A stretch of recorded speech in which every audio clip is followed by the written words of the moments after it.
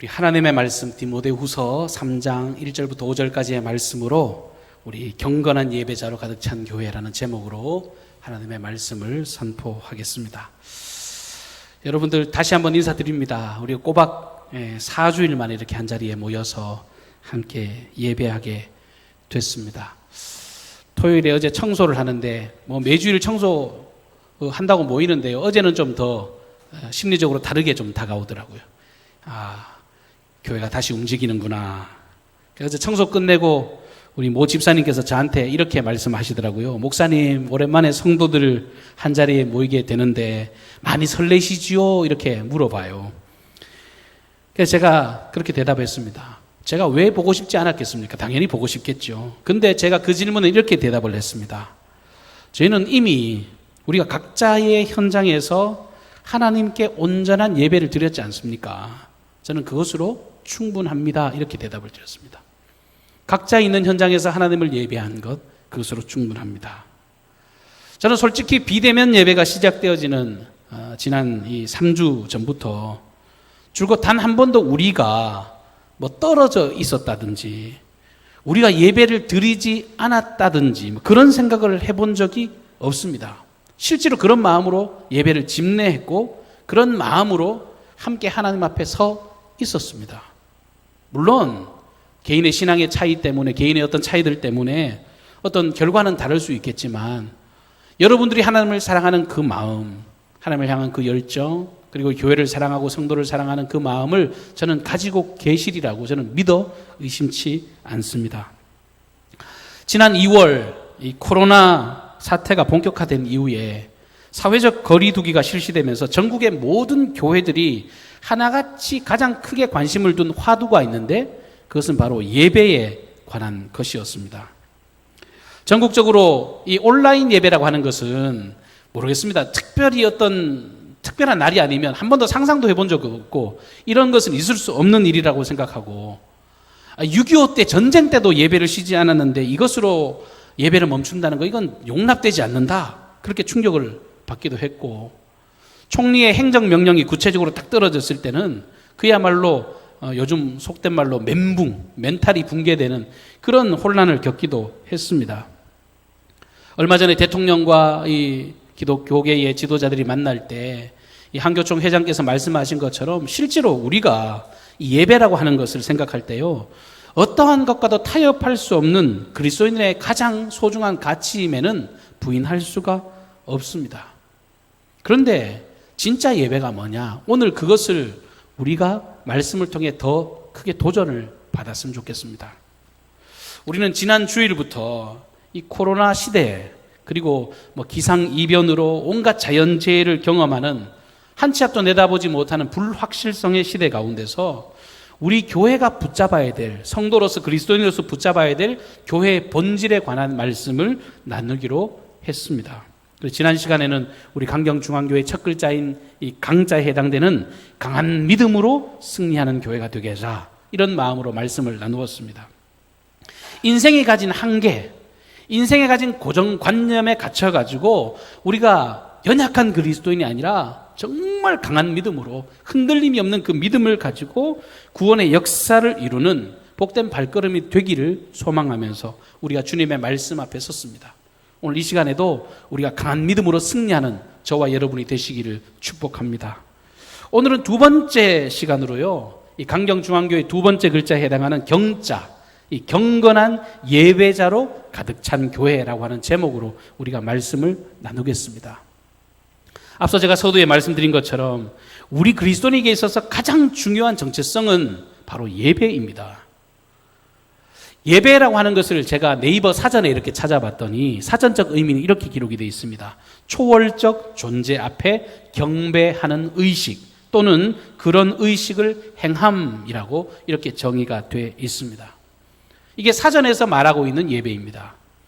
그리고 제가 수개월 전부터 오후 찬양 예배 시간을 통해서 이 11주간 예배 학교를 진행할 때 제가 예배학적으로 예배가 뭔지를 제가 말씀을 드린 적이 있죠. 예배학적으로 예배는요, 샤하 그래가지고 하나님의 전능성 앞에 엎드리는 것이 예배입니다. 또 예배 어원 중에는 아바드라고 하는 말이 있는데 구원의 하나님을 온전히 섬기는 것, 하나님께 엎드리는 것, 하나님을 섬기는 것, 그것이 예배학에서 규정하고 있는 예배의 진정한 의미입니다.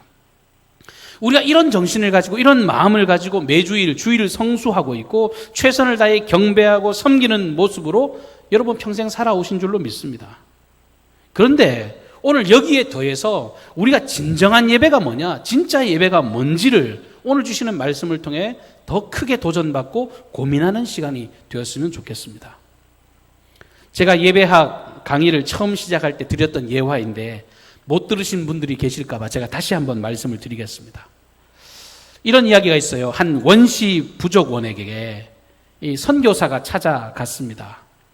식인종 마을이었는지 하여튼 그 부족에 선교사가 찾아가 복음을 전하고 그곳에 있는 많은 사람들이 예수님을 믿게 됐습니다. 교회를 세우고 그 모든 부족원들이 하나님은 어떤 분인지 신앙이 뭔지를 가르쳐주면서 이제 함께 예배하는 공동체가 되었습니다.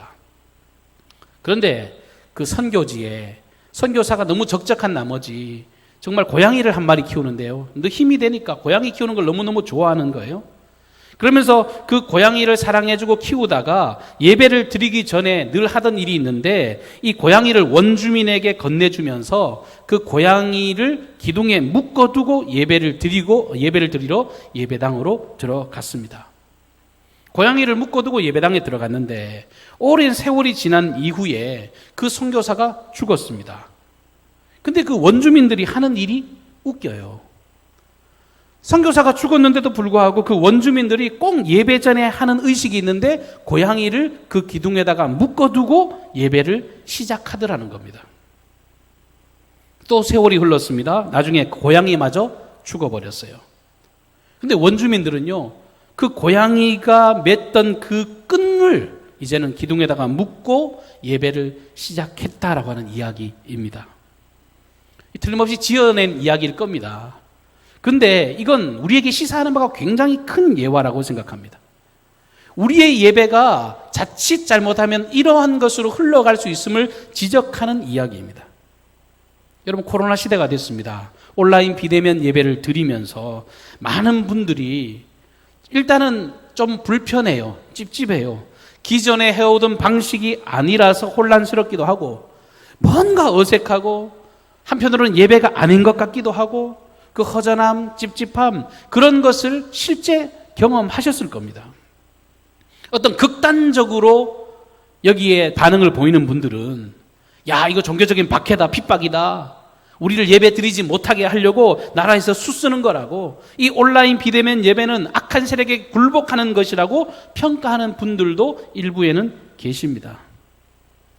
하지만 여러분, 분명히 이 자리를 빌어서 말씀드릴 수 있는 것은 예배가 예배되는 것, 예배가 진정한 예배가 되는 것은 외적으로 보여지는 형식이 어떠하냐, 예배 순서가 어떠하냐, 그것에 달려있는 것이 아니다라고 하는 것입니다.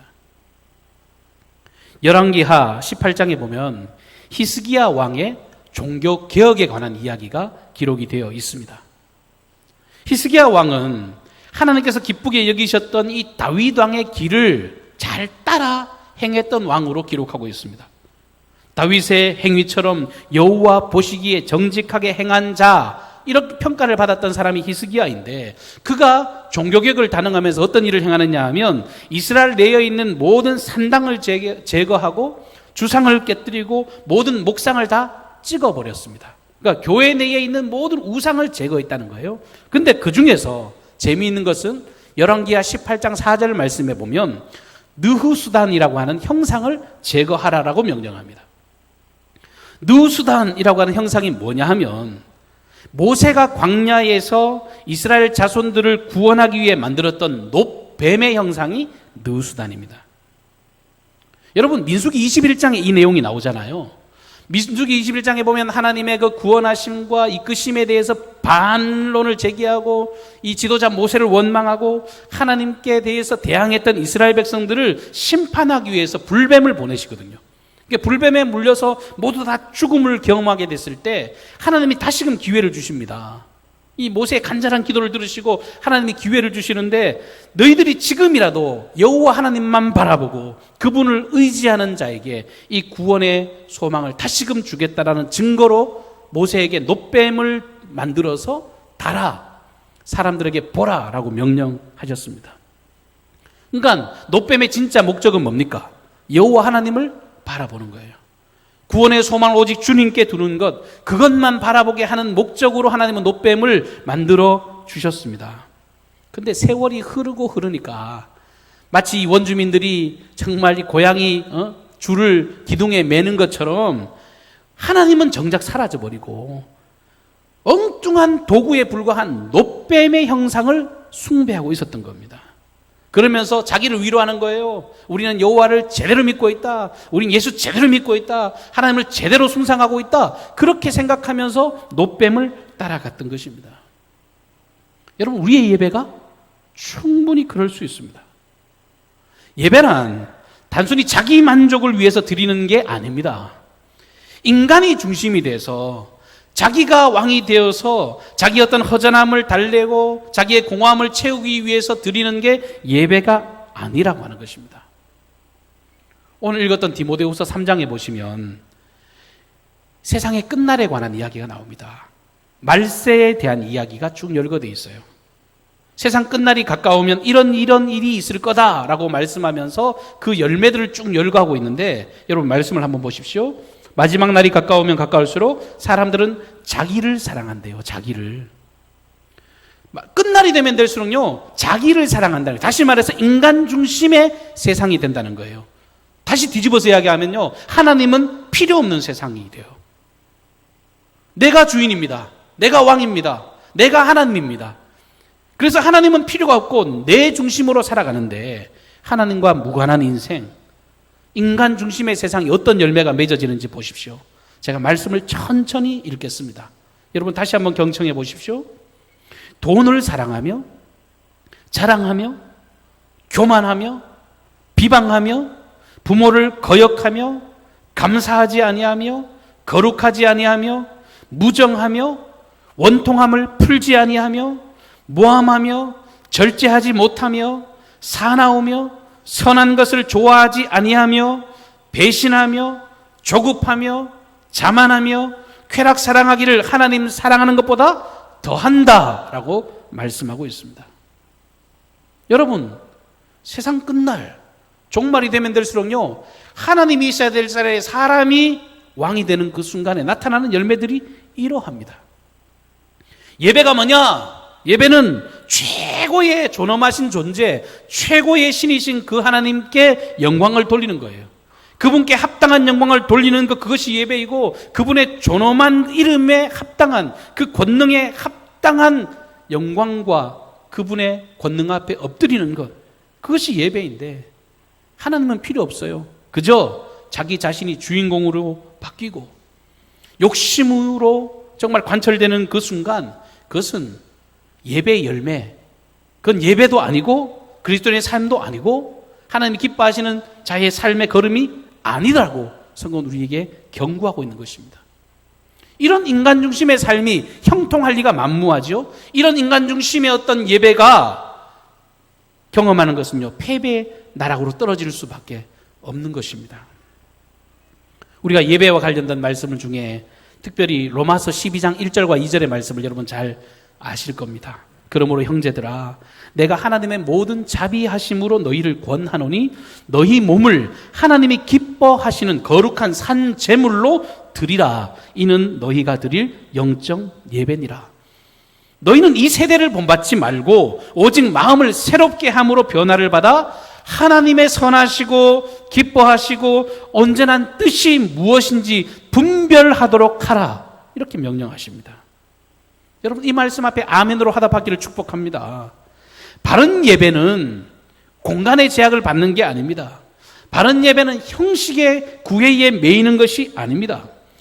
구원받은 성도들이 걸어야 될 영적인 산제사는 자기 자신의 몸을 들여서, 자신의 전 삶을 들여서 하나님의 영광을 드러내는 것이지, 엉뚱한 기준의 예배의 모습이 있는 게 아니라는 것입니다.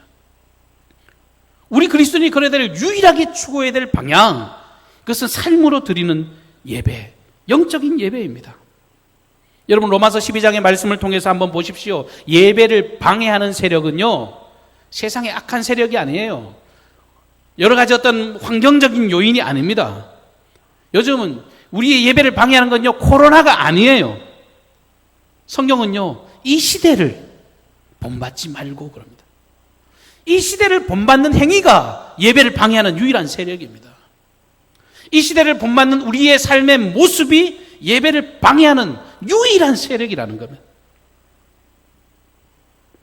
교회가 물질의 노예가 되면 여러분, 그 예배는 결단코 예배일 수가 없습니다. 성도가 예수 그리스도의 아름다운 사랑을 나타내지 못하면 그 예배는 온전한 예배라 말할 수 없습니다. 이기적이고 탐심으로 가득 차 있으면서 하나님을 온전히 예배한다라고 하면 여러분, 비웃음거리만 될 뿐입니다. 하나님이 왕이 아니시라 내 스스로가 왕이 되고 내가 세상 위에 군림하고 내 스스로가 모든 것을 결정하는 왕이 되어져 있으면서 섬김의 왕이신 주 예수 그리스도를 예배한다는 것은 어불성설입니다. 사랑하는 성도 여러분, 진정한 예배는요, 정말 자신의 삶을 불태워 드리는 예배가 진짜 예배예요. 여러분, 우리가 좀 수요일마다 사도행전의 말씀을 묵상하고 있는데 저는 사실 처음 시작했을 때보다 제가 말씀을 준비하면서 더 큰 도전을 받습니다. 사도행전의 말씀을 보니까요, 그 안에 수없는 믿음의 사람들이 삶을 들여서 하나님을 예배하는 이야기들로 가득 차 있더라고요. 사도행전 7장에 보시면 스데반이라고 하는 인물이 나옵니다. 그는요, 예수 전하다가 돌에 맞아 죽습니다. 근데 자신을 향해 돌을 던지는 그 사람들에게 비난하거나 욕설을 퍼붓지 않습니다. 억울하다고 하소연하지 않습니다. 오히려 주여 이 죄를 저들에게 돌리지 마옵소서. 예수님이 십자가에 하신 소리 똑같은 소리 하면서요, 그들을 오히려 축복하면서 천사의 얼굴과 같이 환한 얼굴로 그는 의연하게 죽음을 맞이합니다. 성경은 그가 자는 것 같이 그가 죽었다라고 기록합니다. 베드로는요, 정통 유대인입니다. 뼛속까지 유대인입니다. 다시 말해서 선민의식으로 가득 차 있어서 그릇된 선민의식 때문에 정말 우리만 구원받는다는 그런 생각에 딱 좋은 사람이에요. 그 유대인이 이방인들을 만난다는 것, 이거 비난당하고 정말 상종도 못할 그 사람들을 정말 만난다는 것은 욕을 먹는 일임을 뻔히 알면서도 불구하고 하나님께서 거룩하다 하신 건 네가 속되게 하지 말라라고 하는 그 음성에 순종하면서 이방의 그 백부장이었던 고넬료를 만나서 그와 함께 먹고 마시고 그에게 복음을 전했습니다. 동족에게 욕먹는 것보다 하나님의 말씀이 더 우선이라 정말 그 비난을 감수하고 이방인에게 복음을 전했습니다. 사도 바울은 이로 말로 다 할 수 없는 위기와 고난 당하지 않습니까? 여러 가지 박해와 고난을 당하지 않습니까? 그럼에도 불구하고 그들은 예수께 받은 사랑, 그 생명의 복음 앞에 자신의 삶을 드리기로 결단하고 그야말로 불태워 자신을 드리는 삶의 예배로 하나님을 위해서 열심히 살아갔습니다. 그가 고백하기를 갈라디아서 2장 20절 말씀에 내가 그리스도와 함께 십자가에 못 박혔나니 그런즉 이제는 내가 사는 것이 아니요 오직 내 안에 그리스도께서 사시는 것이라. 이제 내가 육체 가운데 사는 것은 나를 사랑하사 나를 위하여 자기 자신을 버리신 하나님의 아들을 믿는 믿음 안에서 사는 것이라. 전에는 내 멋대로 살았는데, 내가 왕인 줄 알고 살았는데, 내가 하고 싶은 대로 하고 사는 게 잘 사는 건 줄 알았는데 예수의 사랑을 경험하고 나니까 이제는 내가 사는 게 아니라 내 안에 계신 예수님이 나를 살게 하시는구나. 나의 삶을 통해 예수를 드러내며 예수를 나타내는 삶을 살겠노라고 고백했던 것입니다. 우리가 하나님보다 더 사랑할 것을 추구하고 살아간다면 우리의 예배는요, 아무리 크게 예배를 외쳐도 그거는 완전한 예배가 아닙니다. 미완성이에요. 더 정확하게 얘기하면요, 그 예배는 실패한 예배일 수밖에 없습니다. 날마다 주의 말씀이 우리를 경책하십니다. 교훈과 책망과 바르게 함과 의로 교육하기에 유익한 그 생명의 말씀이 우리의 마음을 찔러댈 때 그 말씀을 외면하고 하나님 알기는 알겠는데요, 제가 원하는 방향은 그게 아닙니다. 그 삶의 방향을 추구하는 그 순간 그건 결단코 예배일 수가 없다는 것입니다. 과거 우리 어르신들 세대에 예배를 이야기를 하면, 제가 대학원에서 예배학을 공부할 때 많은 사람들이 예배를 착각하는 게 이 정통적인 이 순서에 입각한 예배 있잖아요. 다 같이 묵도드림으로 무슨 묵도 참회기도 그다음에 교동문 이런 순서에 입각한 예배, 거기서 좀 벗어나면 불안해하세요. 그리고 마치 예배가 좀 잘못된 것처럼 생각할 때가 있습니다. 대부분의 어르신들이 그런 부분에 대한 대립된 생각으로 예배를 힘들어하세요. 그런데 반대로 요즘 젊은이들은 이 예배를 생각하면 어떻게 생각하는지 아세요? 세련된 음악, 연주, 멋들어진 보컬, 이 아름다운 조명, 그리고 감성을 툭툭툭 건드리는 그런 감성 있는 어떤 음악적인 것, 찬양, 이거를 좋은 예배라고 이야기를 합니다. 여러분, 어르신들이 말하는 그 마음도, 젊은이들이 말하는 것도요, 그건요, 예배학적으로 봤을 때 정확하게 틀린 거예요. 그건 형식이지 예배가 아닙니다. 그거는 스타일의 문제예요. 어떻게 드릴 것이냐라고 하는 방법의 문제이지 그건 예배의 본질이 아닙니다.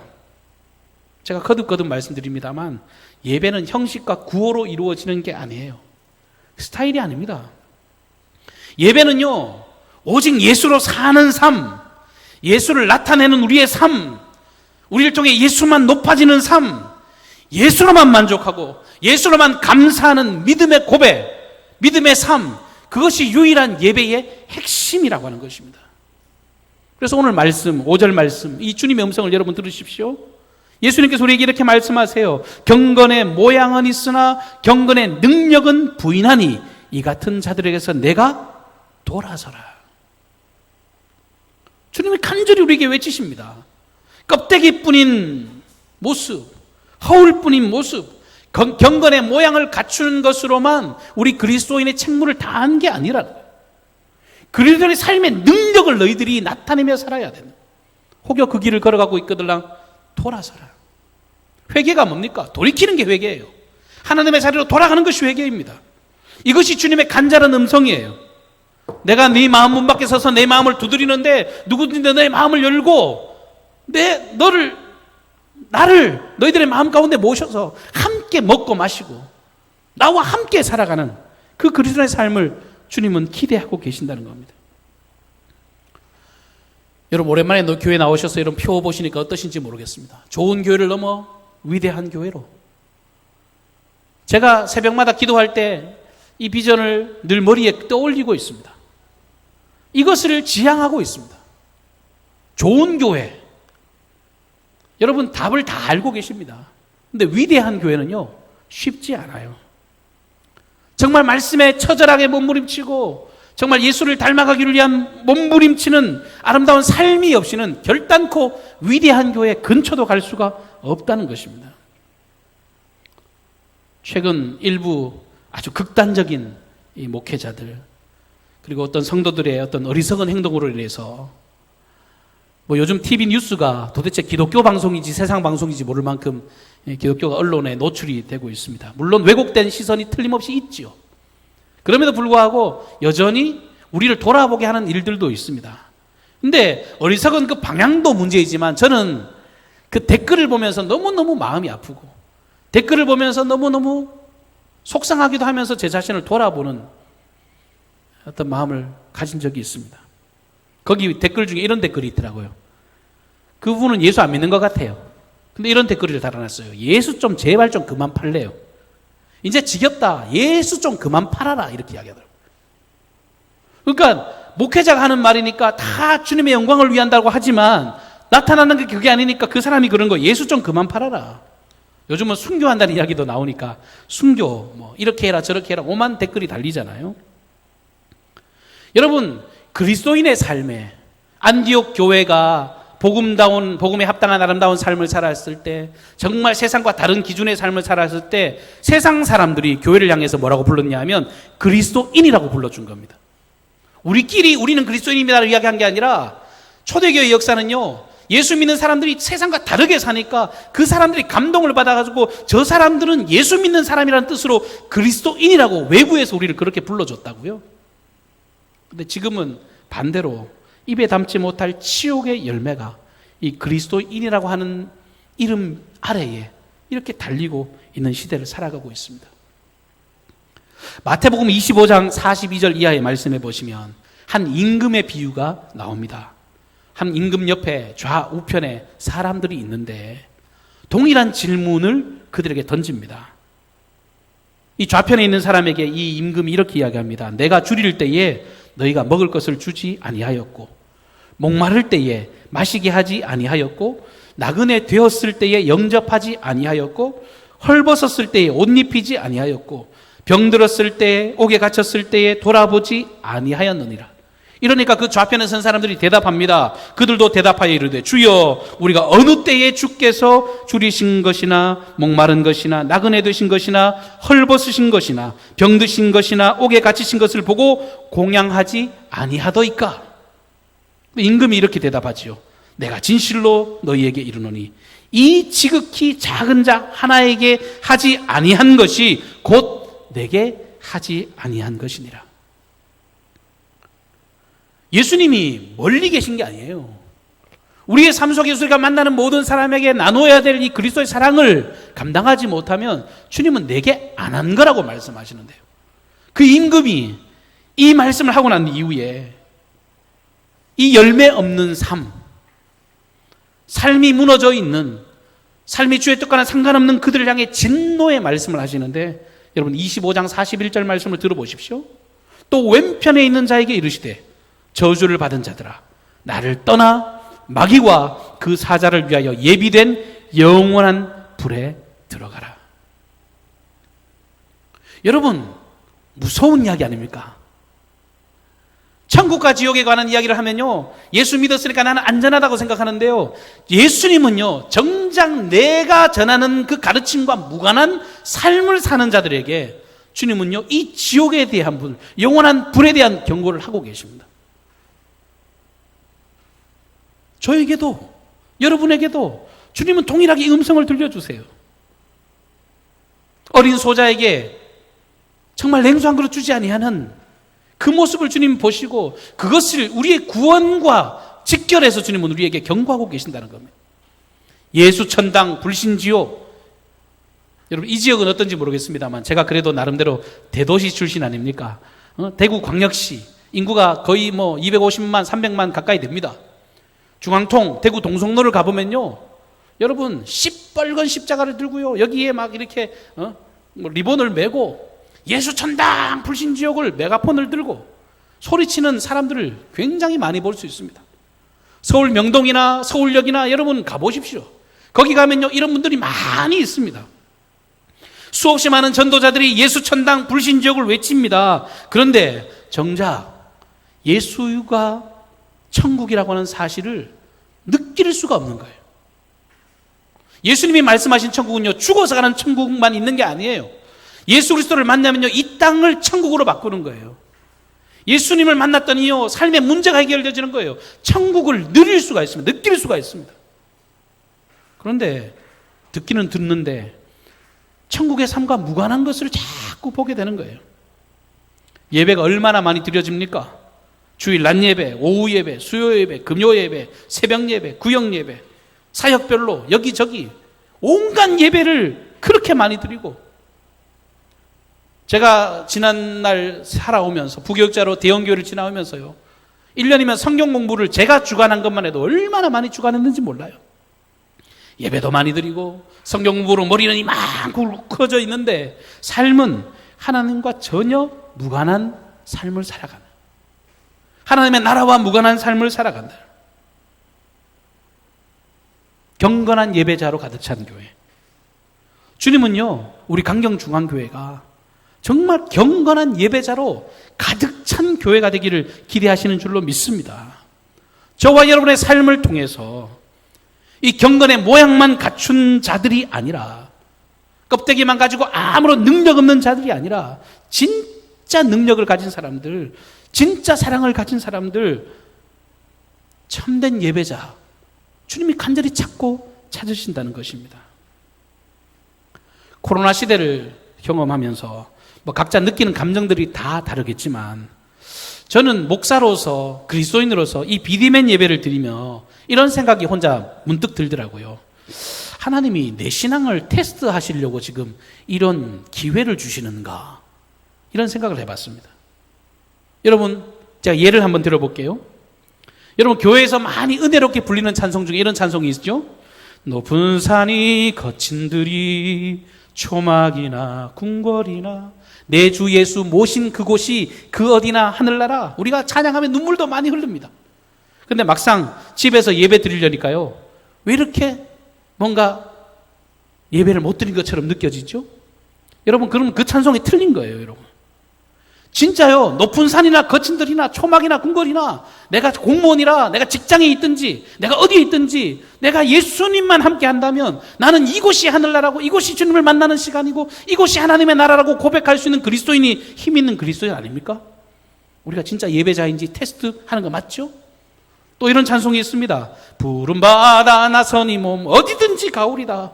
아골 골짝 빈들에도 내가 복음 들고 가겠습니다. 그렇게 찬송했는데 요즘에요, 식당에서 기도만 해도 사람들이 눈치를 주면 어이쿠야 주눅이 들고 복음을 전하는 게 막 부끄러운 것처럼 느껴지고 예수 믿는다는 사실을 적들에게 알리지 말라 그러면서 무슨 이순신 신앙이라는 말도 나왔잖아요. 네? 여러분, 그런 능력 없는 그리스도인을 주님 우리에게 기대하실까요? 제가 늘 자주 말씀드리지만 지금 시대야말로 복음이 필요한 시대 아닙니까? 지금 시대야말로 예수가 필요한 시대 아닙니까? 강대국도 물질도 명예도 권세도 이 코로나 앞에서 아무것도, 인간은 아무것도 할 수 없다는 것을 확실히 증거하는 시대가 이 코로나 시대입니다. 지금은요, 더 당당하게 복음 전하고 살아야 돼요. 더 당당하게 예수 믿는 삶은 이런 삶이라고 보여주고 우리의 그리스도인의 아름다운 책무를 드러내며 살아야 하는 것입니다. 사랑하는 성도 여러분, 오늘 주님의 음성을 들으시기를 바랍니다. 사랑의 주님은요, 저와 여러분이 형식에 얽매여진 그런 신앙에서 벗어나기를 원하세요. 오직 주님만을 소망하고 주님만을 바라보고 하나님을 전적으로 신뢰하며 살아가는 능력 있는 그리스도인의 삶을 저와 여러분에게 요구하시는 줄로 믿습니다. 그런 예배를 받기를 원하세요. 예배가 곧 삶이고 삶이 곧 예배인 그런 그리스도인을 주님은 찾고 계십니다. 간절히 소망하기는 이 무너진 세대 가운데 오직 예수 그리스도만이 유일한 소망임을 이 세상을 향해서 당당하게 외칠 수 있는 그리스도인으로 살기를 바랍니다. 빛과 소금이라고 말하죠. 세상이 캄캄합니까? 세상이 어둡습니까? 세상이 정말 무질서합니까? 혼란합니까? 그리스도인이 빛을 비추면 그 혼란함이 잠재워지는 거예요. 세상에 썩어 있습니까? 무너져 있습니까? 타락해 있습니까? 그 썩어짐을 방지하는 소금으로 저희를 부르셨습니다. 오늘 오래간만에 이렇게 대면 예배를 드리는데 이건 더 특별하잖아요. 여러분, 우리에게 주시는 사명에 아멘 화답하기를 바라고 그냥 지식적인 그리스도인이 아닌 삶으로 능력을 나타내는 그런 빛과 소금의 사명을 감당하는 저와 여러분이 되시기를 주님의 이름으로 축복합니다. 한번 기도하십시다. 고마우신 주님, 진정한 예배자를 찾으시는 주님의 음성 앞에 저희들이 여기 있습니다. 우리를 사용해 주십시오. 믿음으로 고백하는 결단이 있게 하여 주시옵소서. 경건의 모양만 갖추고 오랜 세월 그 예수를 믿어온 세월을 자랑하고 내 공로를 자랑하는 그런 어리석은 것들을 다 벗어버리게 도우시고 더욱더 복음에 집중하고 예수의 사랑에 집중하고 우리를 구속하신 그 사랑에 합당한 아름다운 열매를 맺어가는 참된 예배자의 걸음을 걸어가게 도와주시옵소서. 관습이 아닌 삶으로 주님께 나가기를 원합니다. 불태워 드리는 우리의 삶으로 하나님께 영광 돌려드리기를 원합니다. 만나는 사람에게 소망을 전하게 하시고 아버지의 다른 삶이 무엇인지를 증명하고 보여줄 수 있는 아름다운 그리스도의 삶이 되게 하여 주시옵소서. 말세의 때에 수없이 많은 어리석은 열매를 오늘 말씀을 통해 우리가 보았습니다. 그런 모든 어리석음에서 돌이키게 도와주시고 주님의 음성 앞에서 아버지 정면 우리가 그것을 대항하여서 하나님의 나라를 이루는 생명 있는 그리스도인으로 살아갈 수 있도록 축복하여 주시옵소서. 하나님께 놀라운 권능과 능력으로 덧입혀 주셔서 하나님의 나라를 살아내며 그 주님과 영적으로 교제하며 아버지의 생명의 나날들을 걸어가는 것이 행복이요 기쁨인 것을 고백하는 참된 예배자들이 되기를 간절히 소망하옵고 예수님의 존귀하신 이름으로 기도하옵나이다. 아멘.